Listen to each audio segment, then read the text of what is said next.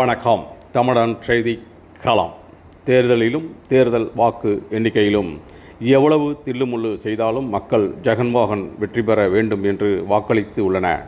எனவே அனைத்து சர்வே முடிவுகளுக்கு மாற்றாக இரண்டாவது முறையாக ஜெகன்மோகன் முதல்வராக பதவியேற்பார். அமைச்சர் நடிகை ரோஜா திருப்பதியில் தெரிவித்தார். திருப்பதி ஏழுமலையான் கோயிலில் ஆந்திர மாநில சுற்றுலாத்துறை அமைச்சரும் நடிகையுமான ரோஜா சுவாமி தரிசனம் செய்தார். பின்னர் கோயிலுக்கு வெளியே செய்தியாளர்களிடம் பேசிய ரோஜா, நாடு முழுவதும் மக்களும் ஊடகமும் எதிர்பார்த்து கொண்டிருக்கக்கூடிய வாக்கு எண்ணிக்கை ஜூன் 4ஆம் தேதி வெளியாக உள்ளது. முன்னதாக சர்வே முடிவுகள் வெளிவந்துள்ள நிலையில் அவரவர்களுக்கு ஏற்றால் போல் சர்வே முடிவுகளை அறிவித்துள்ளன. எத்தனை சர்வே முடிவுகள் என்ன சொன்னாலும் நலத்திட்ட உதவிகள் வழங்கியதை வைத்தும் பெற்ற நலத்திட்டம் தொடர வேண்டும் என பெண்கள், மூத்த குடிமக்கள் என திரளானோர் வந்து இரவு 9 மணி வரை வரிசையில் நின்று வாக்குப்பதிவு செய்தனர். சுதந்திரம் அடைந்த பிறகு இதுபோன்ற நலத்திட்ட வளர்ச்சி எந்த ஒரு முதல்வரும் செய்ததில்லை. மாநில பிரிவினை மற்றும் கொரோனா தொற்று காரணமாக வருவாய் குறைவு என பல இக்கட்டான நேரத்திலும் நலத்திட்ட உதவிகள் தொடர்ந்து வழங்கப்பட்டு வந்தது. எனவே இந்த நலத்திட்ட உதவிகள் தொடரவோ வேண்டும் என மக்கள் உறுதியாக இருந்து வாக்களித்து சென்றுள்ளன.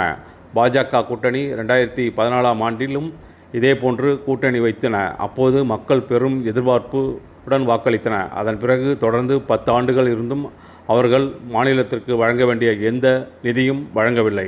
சந்திரபாபு நாயுடு தேர்தல் நேரத்திலும் தேர்தலுக்கு பிறகு வாக்கு எண்ணிக்கையிலும் பல்வேறு தில்லுமுள்ளுகளை செய்து வெற்றி பெற நினைக்கிறார். ஆனால் மக்கள் ஜெகன்மோகன் முதல்வராக வரவேண்டும் என உறுதியுடன் வாக்குப்பதிவு செய்துள்ளனர். எனவே யார் என்ன செய்தாலும் மக்கள் மனதில் ஜெகன்மோகன் உள்ளார். எனவே அவரே மீண்டும் முதல்வராக பதவியேற்பார் என தெரிவித்தார்.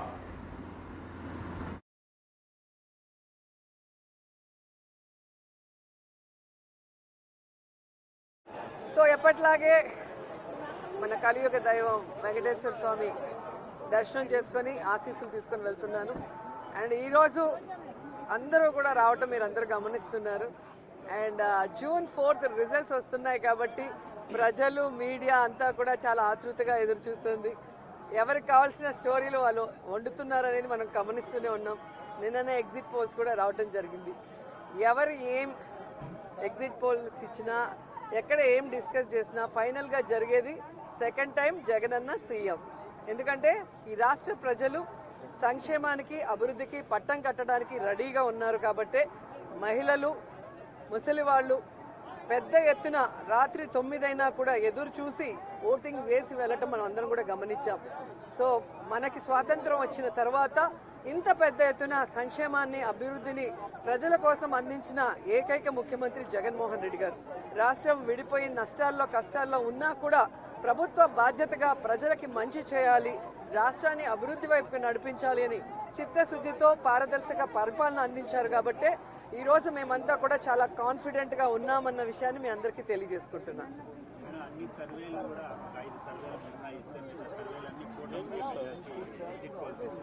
ఈరోజు కూటమి కొత్తగా పెట్టుకున్న కూటమి కాదు, ఆల్రెడీ 2014లో పెట్టుకుంది. అప్పుడైతే కొత్త కాంబినేషన్ కాబట్టి ప్రజలు ఎక్స్పెక్ట్ చేసి ఓట్లు వేశారు. కానీ 2014లో అక్కడ ఇక్కడ 2 చోట్ల కూడా కూటమి అధికారంలోకి వచ్చినా కూడా ఈ రాష్ట్రాన్ని సర్వనాశనం చేసింది. కానీ ఈ రాష్ట్రానికి ఇవ్వాల్సినది ఏమీ ఇవ్వలేదు, ఏమీ అభివృద్ధి చేయలేదు అన్నది ఈ రాష్ట్ర ప్రజలు గమనించారు. కాబట్టి ఈరోజు ఆ కూటమికి క్రేజ్ లేదు అనేది మీకు తెలుసు, మాకు తెలుసు.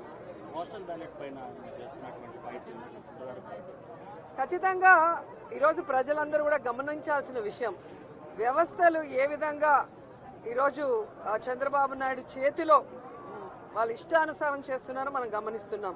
ఆ విషయాల్ని ఇష్టానుసారం ఎలక్షన్స్ అప్పుడు మార్చేయటం, అలాగే కేసులు పెట్టించడం వైఎస్ఆర్సీపీ నాయకుల మీద. ఇప్పుడు దేశంలో ఎక్కడా లేనటువంటి విధంగా కొత్త కొత్త రూల్స్తో పోస్టల్ బ్యాలెట్ని ఏ విధంగా వాళ్ళకి అనుకూలంగా మార్చుకోవాలన్న ప్రయత్నం చేస్తున్నారో మనం గమనిస్తున్నాం. అదే చెప్తున్నా కదా, ఎవరెన్ని దొంగ ఆటలాడినా, ఎవరెన్ని వ్యవస్థలను మేనేజ్ చేసినా ప్రజల మనసులో ఉన్న జగన్ గారిని చంద్రబాబు నాయుడు కాదు కదా, ఆయన పుట్టించిన ఖర్జూరం నాయుడు కూడా మేనేజ్ చేసి మార్చలేడని కూడా ఈ సందర్భంగా తెలియజేసుకుంటున్నాను.